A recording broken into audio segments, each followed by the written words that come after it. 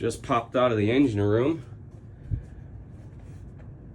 We got another big Warship, 933 I think is the name on that one. This one's coming in under its own power. In fact, can't tell. I think it's French.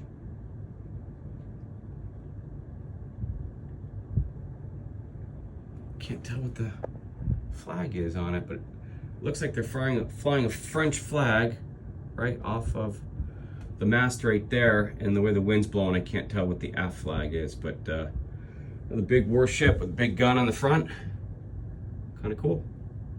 Charleston Harbor.